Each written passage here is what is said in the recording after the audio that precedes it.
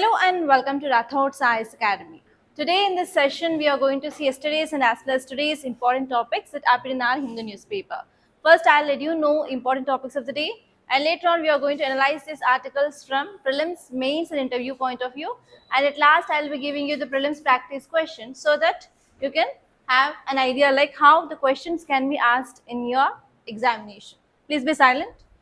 Yes, now let us see the first topics of the day. First one is assembly polls for 4 states, 1 UT begin on April 9th. Already we know that in 4 states and 1 union territory we are going to have elections. Now finally Election Commission of India declared dates for these elections in these states and UT. And this topic is important from GS paper 2 under polity. Our next topic is NC seeks release of Kashmiri youth booked under UAPA. Youth in Kashmir had been booked under Unlawful Activities Prevention Act because of protests which are doing in this area because of this killings of this issues which is going on in this West Asia. So here you have to see about what is this UAPA which comes under GS paper 3 under defense. Our next topic is diversify agriculture and encourage farmers to grow pulses. Supreme Court tells the government. Please be silent. And this topic is important from your GS paper 2 under polity. And next topic is Veena exponent Jayanti Kumarish to receive Sangeet Kalanidhi Award at Music Academy's 100th conference. So we are going to have 100th conference. In that conference, this award is given. So here you have to know about this facts regarding the Sangeet Kalanidhi Award. Our next topic is ice patches on melting glaciers, greater threat than thought. It is said by ISRO scientists. So this article is talking about climate change, which is very important from your GS paper 3 under environment and ecology. Our next topic is oil prices reflect geopolitical risk, not only supply. Again, this article is talking about geopolitical risk that we have, and you have to make down list of what are the geopolitical risks that we are going to see now. It is leading to this price of oil. And this topic is important from GS paper 2 on international relations. Our next topic is on the right to die with dignity. Already we know that recently a Supreme Court judgment gave regarding this passive euthanasia. So this article is about that. Okay, and it is important from your GS paper 2 on polity. Okay, now look at the title, guys. See the title and read out the title.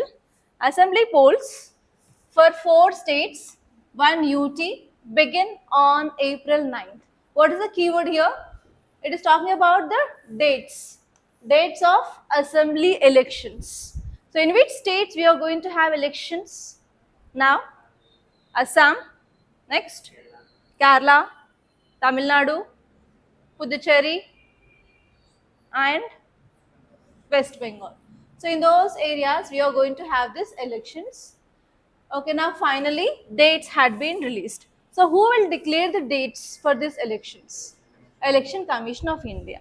That means the key word of this article is Election Commission of India.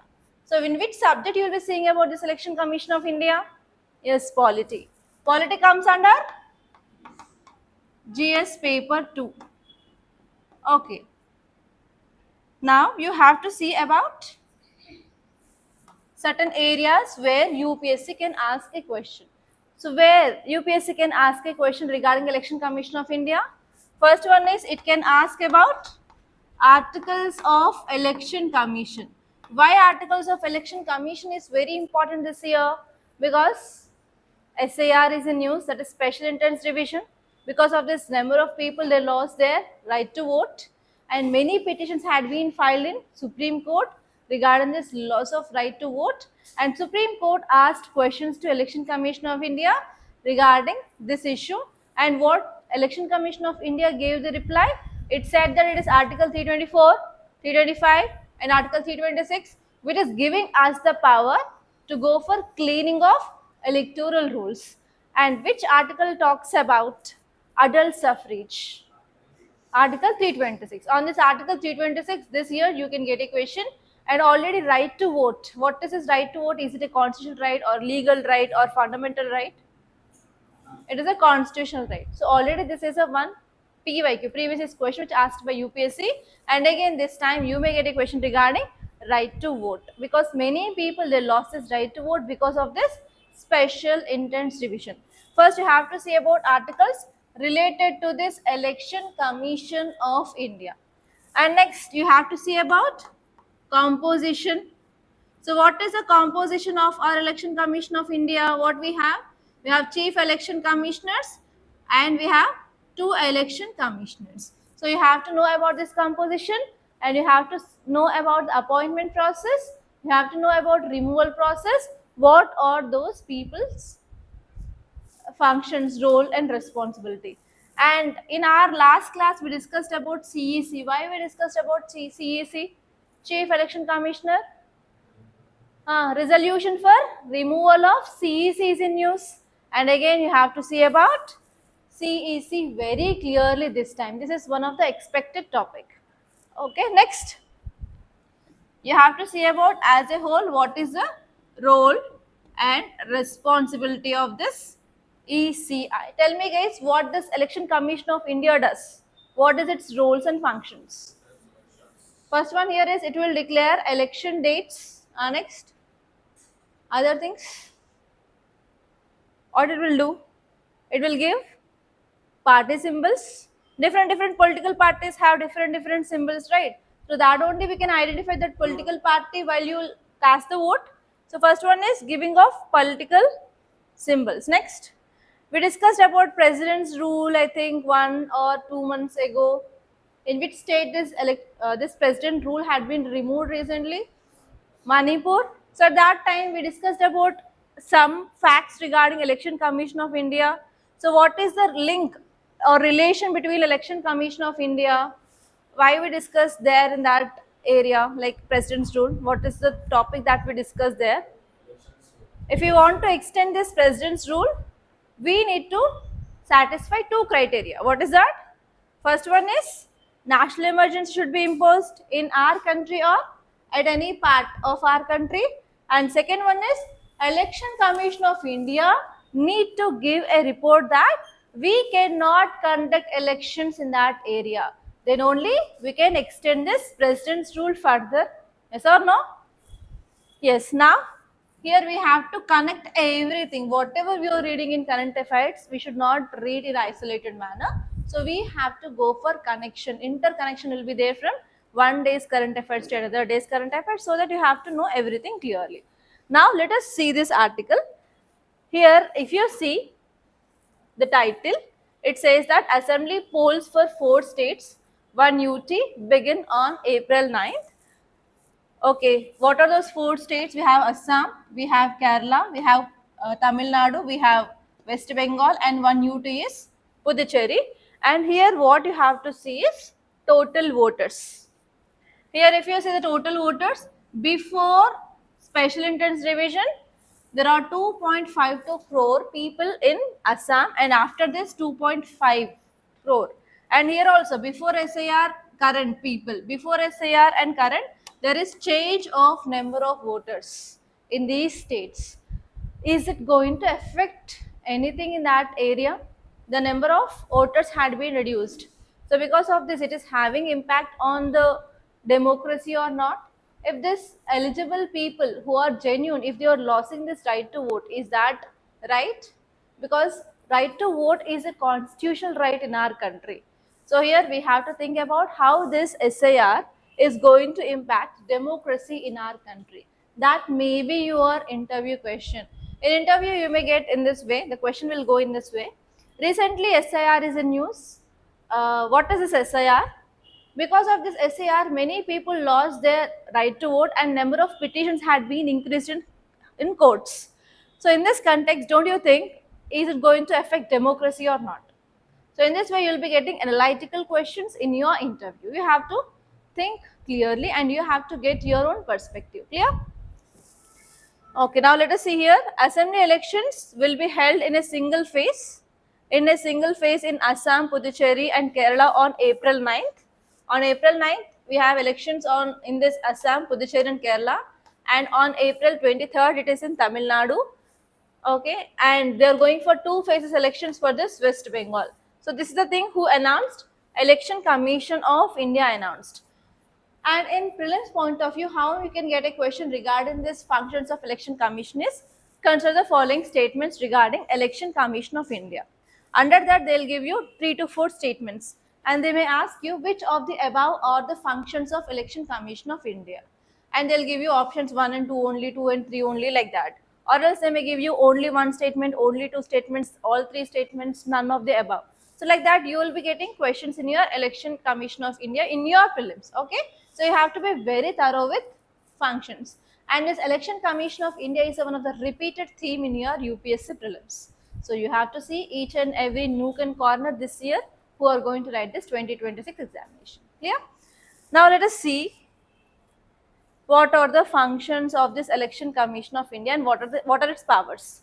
First important power here is it is having administrative power. So under this administrative power, election commission of India can decide election schedules, and even it will be going for announcing the dates, and even it will go for arrangements for this elections, that is polling arrangements, and even for elections they need to have the staff, right? So for that they can deploy the staff. So recently we discussed one article in our newspaper and I showed about one paramilitary forces. What is that? Again, it's gone. Just 3 to 4 days ago we discussed one thing related to this elections only. Tamil Nadu state government is inviting some people. Who are those paramilitary forces? Yes, SSB. So here we need the staff for conduction of elections which should be free and fair. So on that day we discussed that Tamil Nadu government is inviting this SSB people from which state? From UP. So SSB is guarding which international borders? India, Nepal, and as well as India, Bhutan, right? So on that day I gave you work regarding you to make note of different paramilitary forces which are guarding our international borders. How many of you did that? How many of you did? No one. Very good. Okay, see, this next important power is advisory power. It will advise as president and as well as governors on the matters related to disqualification of members. So when we can disqualify the members? Do you know about this model code of conduct? What is this model code of conduct? Before elections and after elections till the election date is released, Election Commission of India will be releasing MCC, that is Model Code of Conduct. It is nothing but how a political party should behave and what are the rules and regulations should be followed by this leaders of a political party. If they are violating this, then what happen? Obviously, they will be getting disqualified. So who is the authority? So here, Election Commission is having an advisory power to advise president and governor regarding the matters of disqualification of members. And next one is it is also having quasi-judicial powers. That means if there is any dispute related to political party recognition and symbols under this election symbols reservation and allotment order 1968, so it is have a quasi-judicial power to resolve that dispute. And next one is it will also have regulatory powers. That means it will enforce model code of conduct. And next one here is it will also monitor the election expenditure. And next one is it is also having disciplinary powers. That is nothing but Election Commission of India can direct transfers or suspension of officials for election related misconduct. So all these are the powers of Election Commission of India. So here you may get a question in this way: which of the following are advisory powers? Which of the following are regulatory powers? Which of the following are administrative powers? So you have to be very much careful. So you have to see this keyword: advisory, administrative, quasi-judicial, regulatory powers, disciplinary powers. You have to know that. And now let us see the functions. So why we came up with this body of Election Commission of India? Why we gave with this constitutional power? Why we include this Election Commission of India in our constitution? The important reason here is we have to ensure free and fair elections in our country. So to ensure this free and fair elections, so it is having certain functions. The first one here is it will supervises, directs and controls elections to Parliament. So here Election Commission of India will be conducting elections for whom? Election Commission of India will be conducting elections for, yes, Parliament, State Legislature. Next one is President and Vice President. So for this, Election Commission of India will be conducting elections. Then what about at local level? We have panchayats and municipalities. Who will be conducting elections for panchayats and municipalities? Yes, we have State Election Commission. It is the responsibility of State Election Commission to conduct elections at local level. But at the central level, Election Commission of India will be conducting elections. So this is also one PYQ, guys. Okay, next one here is, it is also having a function related to delimitation. What is the meaning of delimitation? Based on the population, we are going to draw the boundary of a constituency. And here, what we have to keep in mind is each and every constituency should have equal population. By keeping that in the mind, so we are going to draw this boundaries of a constituency. So for that also, Election Commission do not have the direct powers, but it will oversee the process of delimitation. And now we discussed about this reservation for women in Lok Sabha and as well as Legislative Assembly, right? So in that, what we discussed, we didn't implemented that so far. Why?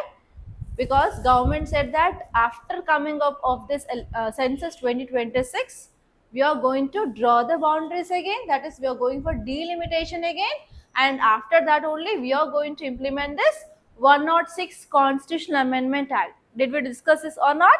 So now regarding this delimitation, your Election Commission of India will oversee the process of delimitation. It is also an important function of Election Commission of India.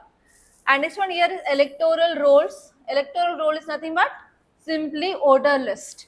So it will prepares, revises and updates voter list through continuous revision. And recently we went for special intensive revision. What is SIR? We went for door-to-door survey and we checked the person along with the documents, and finally only valid voters, they are in this list. So we removed ghost voters. What are these ghost voters? The people who were died. And this one is we try to reduce this duplication of voters. That means single person who is having his name in 2 to 3 areas, and even if the person is not there in that area, if he is having this voter ID in that area, we went for cancelling of those things. So everything we did why we did to make our voter list clean and green, and we have to remove this foreigner's name also, so that we can ensure that right to vote is there for only Indian citizens. And next one here is, it is also having an important part, that is the function here is registration of political parties. So how many political parties we have? National political parties and state political parties and regional political parties. So what are these national political parties and how many national political parties do we have? 6. What are they? And recently which political party got the status of national political party? AAP, Aam Aadmi Party got the status of national political party. So here what you have to see, what is the criteria to give the status of national political party for a political party, you have to know that. And what is the criteria for this state political party? You have to remember that number, 6% of votes, 2% of total seats, and if it is a state party in 4 states, then it will become a national political party. So like that you have to see exactly what is the criteria. That is clearly given in your Lakshmikant books. Go through that once. And this one here is voter education. Selection Commission of India will also promote awareness under this systematic voters education electoral participation program. That is nothing but SWEEP program. Under SWEEP program, Election Commission is also focusing on improving of awareness to the people regarding this elections, voting, importance of voting, everything. And next one here is, it will monitor the expenditure of elections. So here, have you came across this movie recently, Ramcharan movie? What is that? Game Changer. In that movie, they'll tell about you have spent this 20 lakhs like that. Have you came across that scene? By using this public helicopter, they'll be saying that yeah, use this amount. So already your amount had been crossed like that. So here Election Commission of India will be monitoring the expenditure also, and this expenditure is different for MPs and this expenditure is different for MLAs. So you have to see how much amount they can spend. Okay. Yeah, next, let us see the next article. Look at this, guys. NC seeks release of Kashmiri youth booked under UAPA. What is the keyword here? UAPA. What is the full form of UAPA? Unlawful Activities Prevention Act. So why this Kashmiri youth had been killed? You have to know about again the story.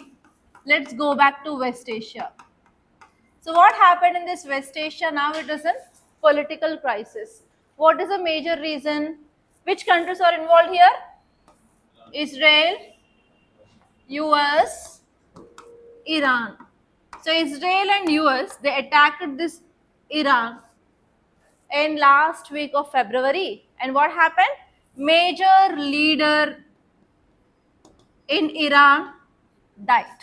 So because of this, now students, youth, they are doing protest in Kashmir.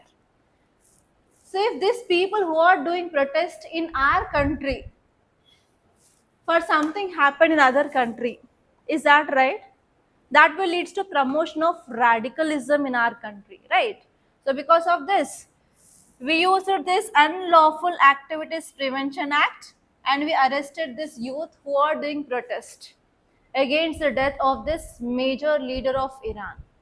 And now here NC is saying that NC is nothing but National Conference is demanding for withdrawal and these youth had to be released.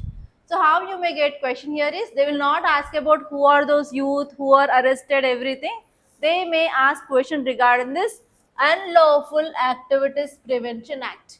4 to 5 months ago also we discussed about this Unlawful Activities Prevention Act. No, journalists, everyone who had been arrested in this Delhi regarding this Delhi riots case, they have to be removed like that.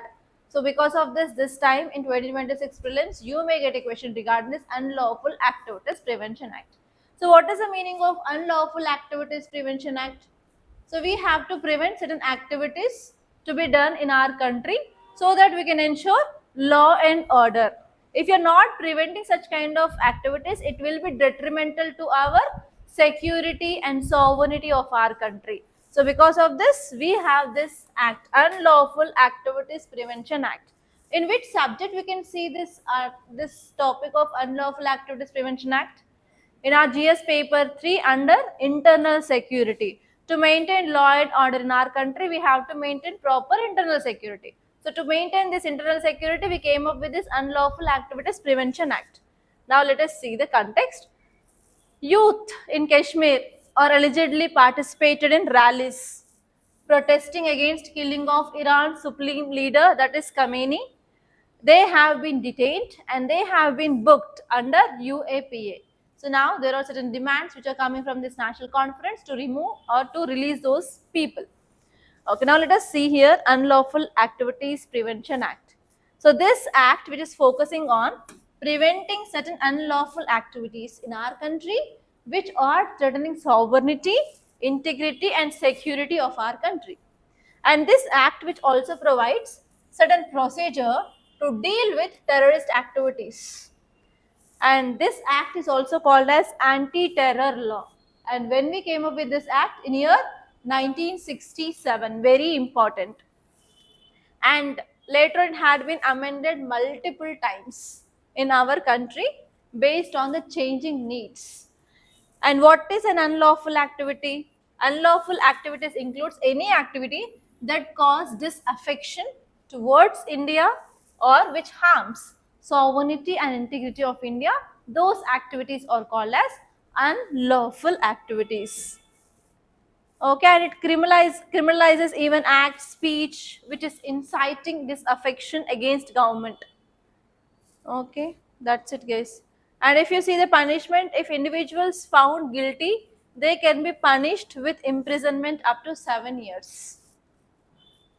See this next article, guys. Diversify agriculture and encourage farmers to grow pulses. Who is saying this? Supreme Court tells government. Okay, now see this title, diversify agriculture. What is the meaning of diversification of agriculture? Diversify means different. We have to go different things in our agriculture. So now you guys tell me what is the problem in our agriculture and which crops will grow in our country. Paddy, next.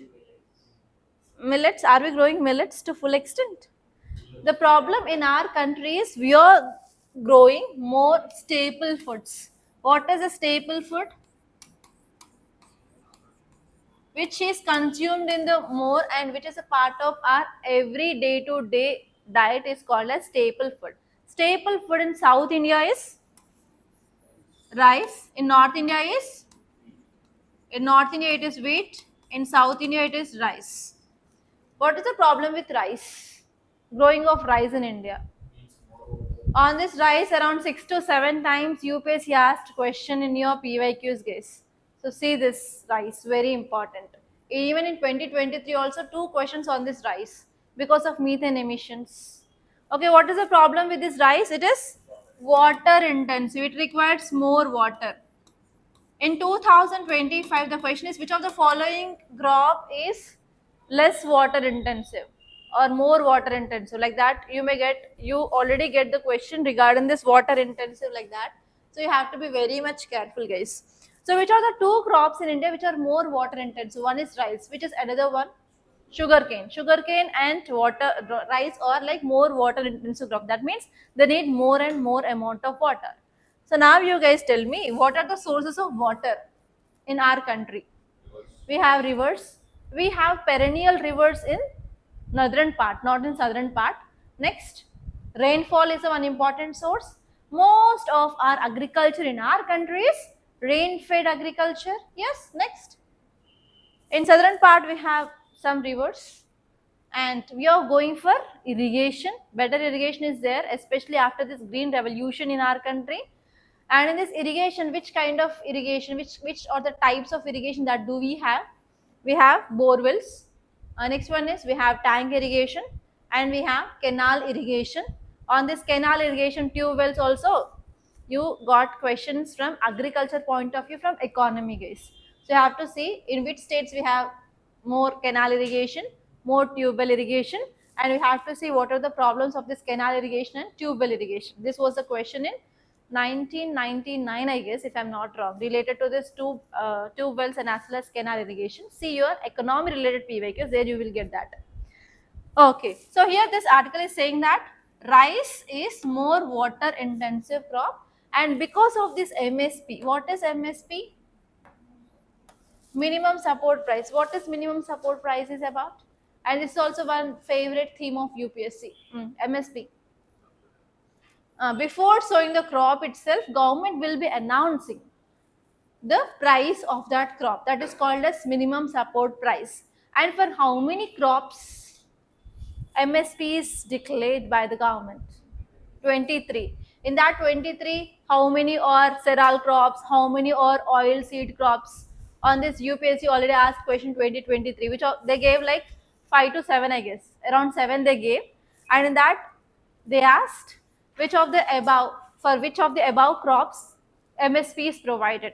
In that they included coffee. Coffee is not there under this MSP. Okay, and even one more oil seed crop which is government is giving MSP is Niger seed. On this Niger, next year in 2024, there is a separate question on this Niger seed. Okay, so whenever you are reading your PYQs or solving the PYQs, just not go through that answer of that question. So take out the statements and from that try to analyze more and try to make the notes of the options, try to make much more in detail study of that statements. So if you see the PYQs of economy also, many themes had been repeated. Okay, so in that way you have to study. And here, who will announce us this MSP? Already economy is done for you, right? Someone. So who announces this MSP? We have CACP. What is the role of CACP?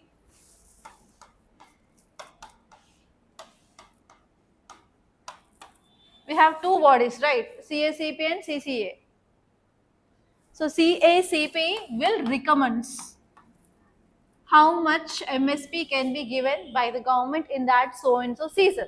So we have different seasons, right? How many seasons we have? 3 seasons: Rabi season, Kharif season and Ziyad season, right? So Ziyad, keep it aside. So most of our agriculture will be done in these 2 seasons, Rabi and Kharif. So at that time, CSAP will be recommending this, how much amount of MSP should be given for that 23 crops. And here who will announce this? Announced by the CCEA.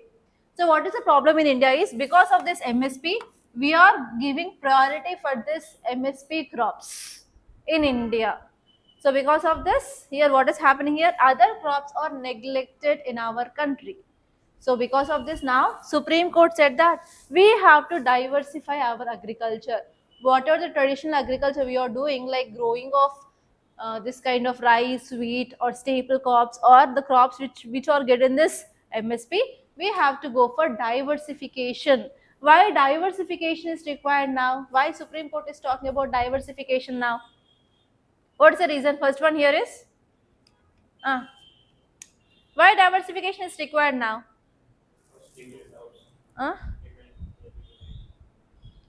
First one here is water intensive crop we are growing. Do we have water now? Water scarcity already started. So first one is to secure our water resources, we have to diversify the crops. That is the first reason. And next one here is, are we importing any agriculture products from other countries, or solely you are depending on our country products only? You are importing from other country? Yes. So what is happening in the geopolitics? Do we have proper trade routes now? Supply chain is like very free now? No. Because of the Strait of Hormuz, everything got affected. So if we are depending on other countries more, what happens? Can we ensure food security? No, that is the second reason. So we don't know what happens in other countries. If something is happening in other countries, obviously it is affecting on us. Okay, next one here is, any other reasons why we need to diversify this agriculture? Come on, think and tell me.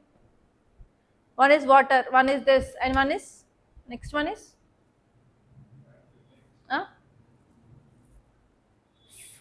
If you are going for growing of same crops multiple times, what happens? There is decreasing of soil fertility. So if you are going for crop rotation, obviously that will lead to increasing of soil fertility. If soil is not fertile, can we ensure food security for our future generations? Can we go for sustainable agriculture? No, for sure. Next, come on, think in that way. You know everything. Sustainable agriculture. Okay, if you are producing in our country, if you are reducing our imports, can we save our import bill or not? Can we decrease our deficit, trade deficit? Yes. Yes. Next. Okay, now let us see what exactly the Supreme Court idea is. Supreme Court gave this idea because there are certain PILs. What is PIL? Public interest litigation had been filed in Supreme Court, which is challenging duty-free imports of cheap yellow peas used as dal substitute. Now the problem entirely is like we are not having enough pulses in our country. So everything is related to this pulses only. So why we are not going pulses? That is a one question which mainly asked by Supreme Court.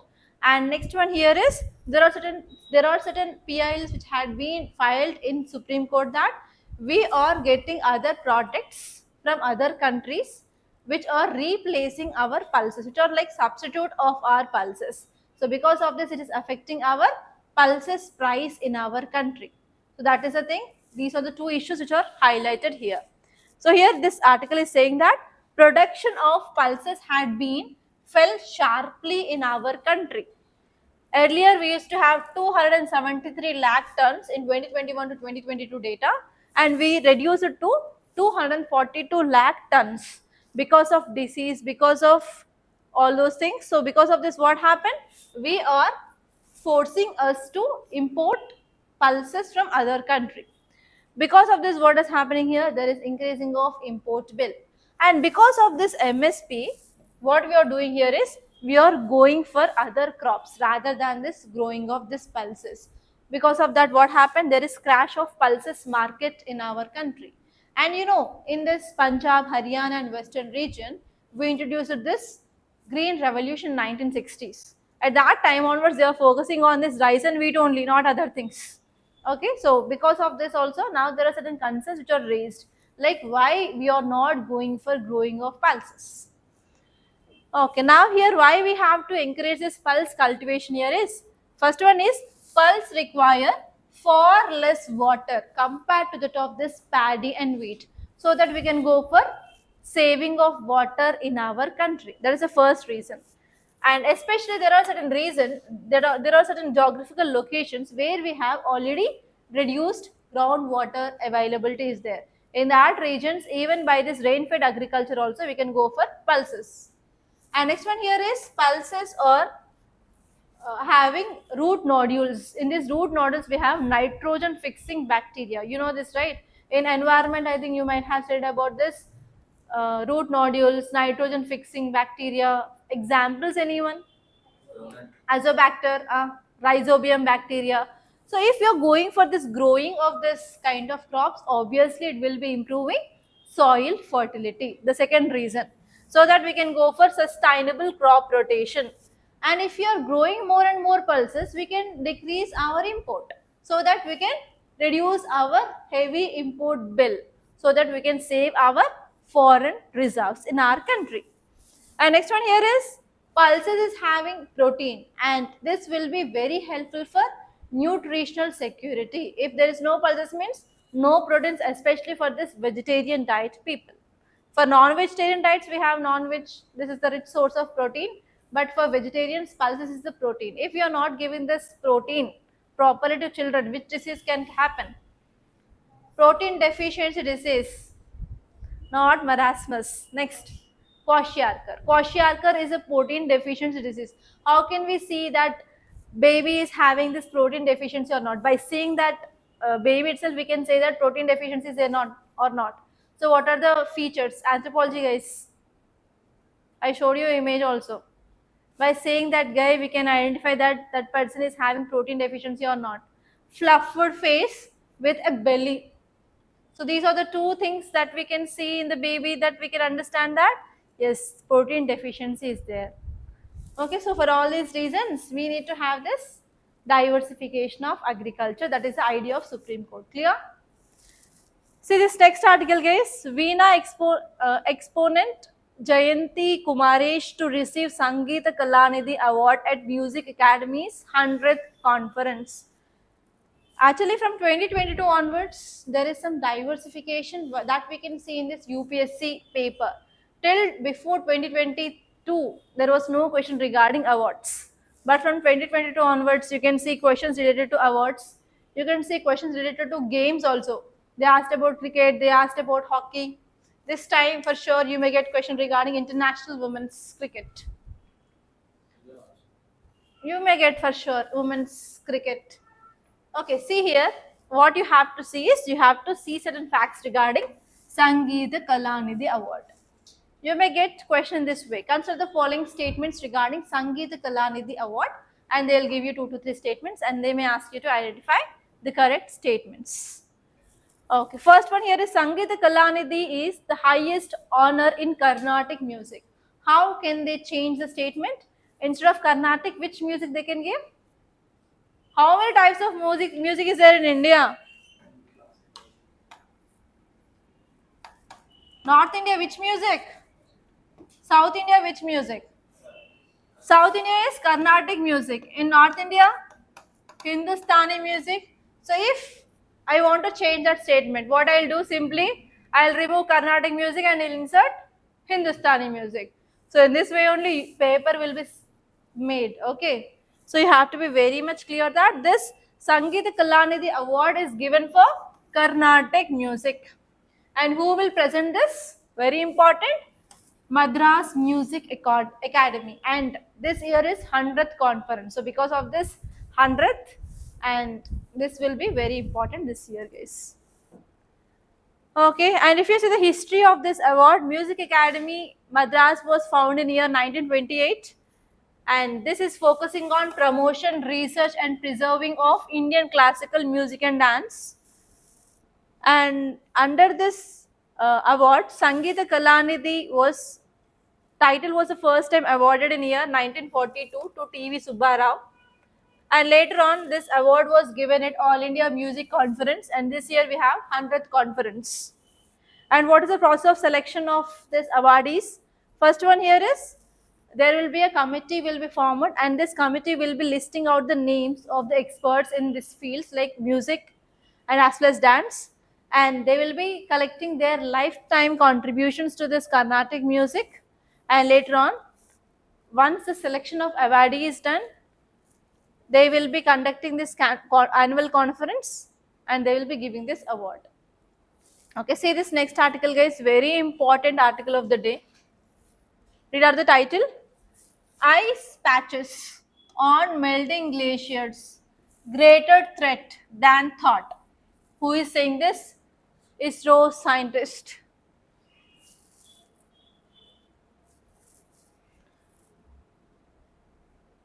Okay, see here. Can you see an image here? I think disaster management is done, right? So in this disaster management, I think you might have heard about floods. Because of these floods, what will be the impacts? Loss of life, loss of property, loss of biodiversity. Yes? Is that good? If this kind of disasters are happening in our country, is that good for our country? No. There will be human loss, there will be social cost, and even there will be increased of burden on the government. And for recovery, rehabilitation, reconstruction, it will take lot of time. So here this article is saying that whatever the glaciers are there in our country, they are at the threat because of climate change. There is increasing of global warming. Because of that, there is increasing of melting of glaciers. And even you know that because of this vehicular pollution, PM 2.5, PM 10 is released into atmosphere. What is PM 2.5? What is the full form of PM? Particulate matter 2.5 and particulate matter 10. And not only that, if you see certain vehicles, they are releasing this exhaust, right? So in that exhaust, we have black carbon. So what happens here is, because of this particulate matter, because of this black carbon, so whatever the glaciers which are covered with this ice, so if this black particles, they are going, and if they are settling on this black particles, on this surface of this white, if this black particles are going and settling, what happens? What is the property of black? Why we will wear dark color clothes in winter and why we will wear light color clothes in this summer season? What is the reason? Okay, dark color absorbs sunlight more or heat more, and white color will be reflecting. So have you heard about this concept of albedo? What is the meaning of albedo? Reflecting of sun rays back. So here white surfaces, they have maximum albedo, right? They will be reflecting this sun rays. What are the examples of white surfaces on the earth which will be reflecting this sun rays back? First one is glaciers, second one is clouds. So what is happening here is this white clouds, if they are like if they are this black color carbon or anything which is filling on this white surface, and what happened? The albedo will be reduced. So first one here is albedo will be reduced, and second important one that you have to see is, first one is decreased albedo will happen, and this black particles will absorb more and more light and more heat.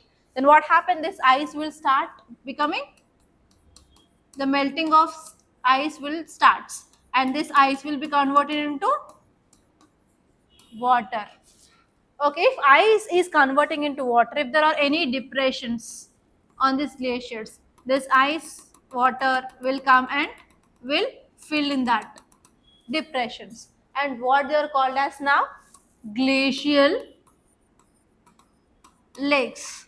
Yes, these are called as glacial lakes. Now first we have a glacier which is mainly covered with this thick ice. Because of these particles which are going and settling on this ice, albedo is decreasing, and not only that, melting of glaciers will be happening at a very faster rate, because the property of this dark bodies is to absorb more and more heat. And now if this water is coming and if it is filled in the depression, then they will form glacial lake. So more and more melting, more and more water coming and filling in that depression.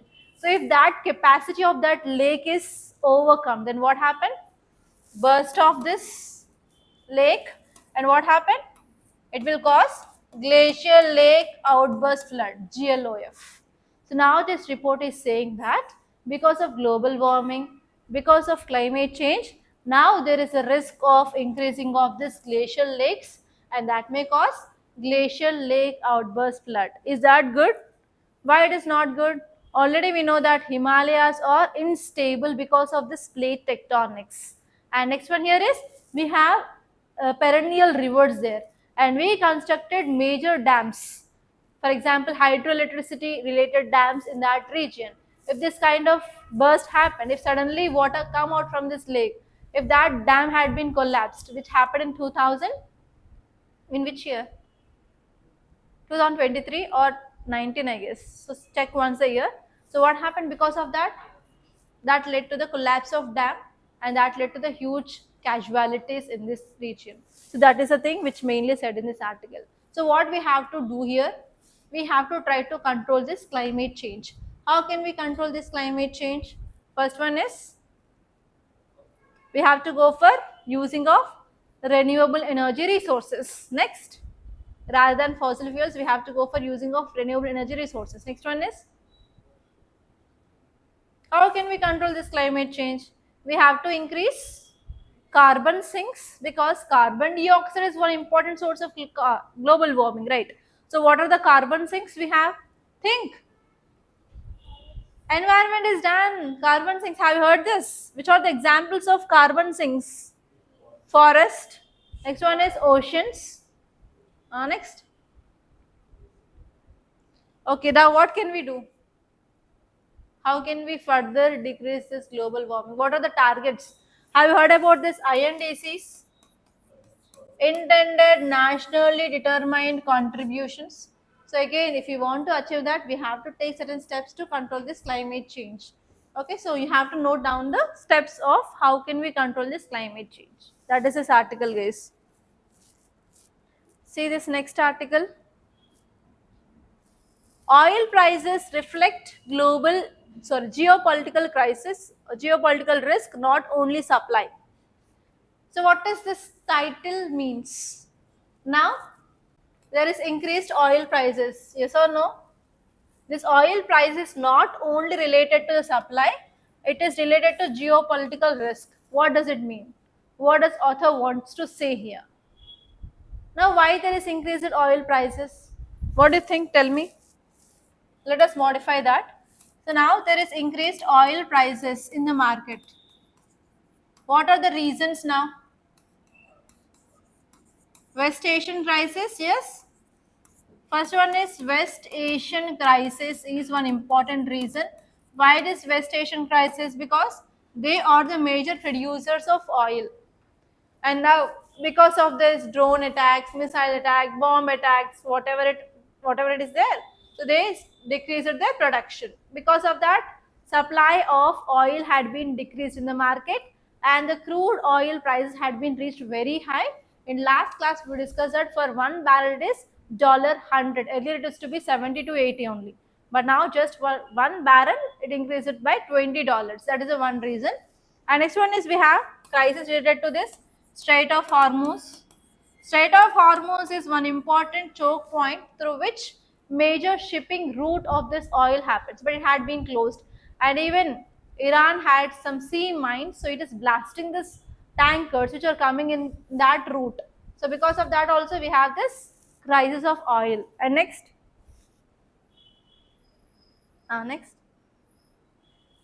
so now the present reason for increasing of oil price here is West Asia, that you know. But now the other reasons which are given in this article is Russia-Ukraine crisis is also one important reason for this oil crisis, because earlier we used to get this oil from Russia for discounted price, but now we reduced our imports from Russia because of this US Act called as Russian Sanction Act of 2025. Okay, so what this Russian Sanction Act says, if you are purchasing oil from Russia, we will impose tariffs up to 500%. So because of this fear of tariffs of US on the countries, now countries reduce their oil imports from this Russia, right? That is the first reason. Next, what are the other geopolitics that you know? Think once. Do you know this OPEC? What is the full form of OPEC? Oil producing. Now what is OPEC? Govind, no idea. IR Vinnava. Kanti, Kiran. Have you heard this OPEC at least? OPEC, OPEC plus also there. What is this OPEC and OPEC plus? Who will decide the prices? We have a cartel. So this cartel is held by these OPEC countries, and these are the countries which are leading oil production in the world itself, and they will decide the price of the crude oil in the market. So here what is happening, everything is controlled by these OPEC countries. So because of this, if there is any instability in these OPEC countries also, obviously that will leads to this prices in the market. Okay, now let us see here. This article is saying that not only the supply which is responsible for the changing of oil prices, we have other geopolitics. So what are the geopolitical risks that we can see across the world? First one is armed conflicts and wars. We have state-based wars, we have proxy battles, we have escalations, and we have the fear of sanctions, tariffs, and export controls. So here, because of this, what is happening? Now there is a supply chain weaponization is happening. So because of this, the price of oil is not stable in the market. And next one is choke point and resource disruption, that you know about this. Strait of Hormuz is one important choke point which is closed by Iran now. And next one is political instability, especially if there are any revolutions which are going on in the country. Then obviously that will lead to this supply chain disruptions. And recently what happened in this Venezuela? Venezuela president had been taken away by this US, and Venezuela is a country which is having top oil reserves in the world itself. So if that kind of political instability, if it is there in that country, obviously it will be affecting its production and supply chains. Yes. And next one is we have hybrid and gray zone threats also. Like we have misinformation, we have cyber attacks, and we have economic coercion. Because of all these also, yes, this oil is getting affected. And if you see the major geopolitical risk now we have is, first one is Middle East regional war. So what is that operation called as? US Israel attacked this Iran, by which operation name? Operation Epic Fury. So this time operations, you may get a question. They'll give you operations on one side, and they'll give you in which country or what is this operation, and they may ask you how many pairs or which of the above pairs are correct. You have to be very careful this year regarding operations. So now this present operation is Operation Epic Fury. It is nothing but US and Israel. They attacked Iran.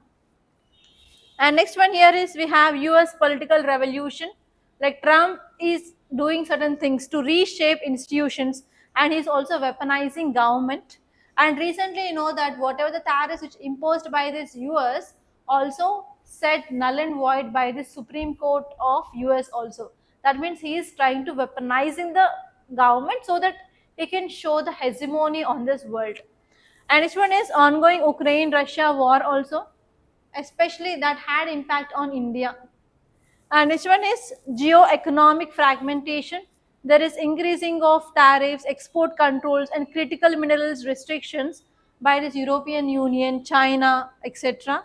And next one here is Latin America shift is also happening because of this Venezuela's regime. And next one here is we have other broader trends like US petrostate pivot, and as well as China's electrostate dominance. So because of all these things also, now there is impact on this oil. Okay, now let us see this next article, guys. Look at this. On the right to die with dignity. Already we discussed about this article, right? What we discussed in last class? There is one person from which area? From UP only, right? His name is Harish Rana. He met with an accident, and he was in this vegetative state from last 13 years onwards. And even their parents are not much economically good, so that they will continue this kind of treatment, everything. And what they are doing here is, uh, they are providing this food through in the liquid form by directly injecting into his body. He's not even eating his food, so parents has to provide that food in the liquid format, and that to directly into the body they are injecting. So because of this, what happened, even there is no chance of curing of this person. So because of this, they approached Supreme Court for euthanasia. What is euthanasia? Euthanasia is also called as mercy killing. In this euthanasia, we have two types of euthanasia. First one is active euthanasia. Second one is passive euthanasia. What is active euthanasia? We will inject drugs into the body or poison into the body so that the patient will be killed. And next one is passive, means nothing but just we will remove this life supporting treatment from for that patient. So because of this, natural death will be happening for that. So earlier Supreme Court said that yes, you can remove this oxygen and you can go for mercy killing. But now again the parents approached the Supreme Court that we want to stop this nutrition and hydration treatment. So earlier Supreme Court said only removal of oxygen is part of passive euthanasia. And now Supreme Court said that yes, we can stop this hydration and as well as nutrition also, so that that person will be getting natural death and he will be relieved from this pain. Okay, now here you have to know about certain Supreme Court judgments related to this passive euthanasia that is given in this article. Okay, now if you see about this right to die evolution in our country, even Law Commission also recommended for this passive euthanasia in our country. So this Law Commission recommended that we can go for withdrawal of treatment for terminally ill patients that will not attract criminal liability. And next, one more case is Aruna Shanbhag case. You know about this Aruna Shanbhag? She worked as a nurse in Mumbai, and before the day of her wedding, someone came and raped her brutally, and she went into this vegetative state. And for that case, also passive euthanasia had been allowed by the Supreme Court. The first case here is this Aruna Shanbhag case, which happened in 2011. In that case, Supreme Court permitted passive euthanasia, that too under strict guidelines. Okay. And next one here is one more case called as Common Cause versus Union of India case in 2018. And in this case, Supreme Court said that yes, we can go for removal of life support, and it said that we need to have medical boards. And in our last class, we discussed that who will decide whether we can go for passive euthanasia or not. We have to set up two medical boards. One is the patient, where patient is admitted in that hospital, the doctors has to give the report. And second one is we have to create one more committee or one more board, which is the doctors outside from that hospital.